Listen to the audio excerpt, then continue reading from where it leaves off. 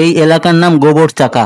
নাম গোবর চাকা হইলেও এই এলাকায় কোনো গোবরের ছিটে ফোটাও খুঁজতে পাইলাম না। পামু বা কেমনে? রাস্তায় তো কোনো গরুই নেই, আগবে কুমির দেয়। কথিত আছে এই এলাকার মানুষ রাস্তায় গরু বাঁধতে দেখে গরুতে রাস্তায় আগে তলায় থুয়ে দিতে, আর গাড়ি ঘোড়া যাওয়ার সময় গাড়ির চাক্কা গোবরে ভরিয়ে যাইতে, যার কারণে এই এলাকার নাম গোবর চাকা নামেই পরিচিতি লাভ করে। এই এলাকার রাস্তাঘাটও মোটামুটি সুন্দর আছে, কিন্তু রাস্তায় কুত্তা ভরা। এটি গোবর চাকা গাবতলার মোড়ের অসাধারণ একটা বিল্ডিং। এই অসাধারণ বিল্ডিং এ যারা বাস করে আমি বলবো তারা অতি সাহসী, তাদেরকে অচিরেই নোবেল ছুড়ে মারা উচিত। এই এলাকার পরিবেশটাও মোটামুটি ভালো। এই এলাকায় যারা ভাড়ায় থাকতে আসে তারা কিছুদিন থাকার পরে অন্য এলাকায় আর যেতে চায় না। এটি গোবর চাকার নাম করা শুভেচ্ছা গলি। এই এলাকার মানুষের অসংখ্য স্মৃতি জড়িয়ে আছে এই গলিতে। আর এই হলো গোবর চাকার বিখ্যাত সেলুন। এই এলাকায় সুন্দর কিছু অ্যাপার্টমেন্টও আছে। আছে নাম করা মহিদুল স্টোর, আরো আছে নাম করা দুলাল স্টোর। খুলনায় সর্বপ্রথম 60 টাকায় বিরিয়ানি চালু করে এই রাইজুল বিরিয়ানি হাউস। আর এই জায়গায় সন্ধ্যার পরে আড্ডার মেলা বসে। গোবর চাকা এলাকাটা আপনার কাছে কেমন লাগলো কমেন্টে জানাবেন।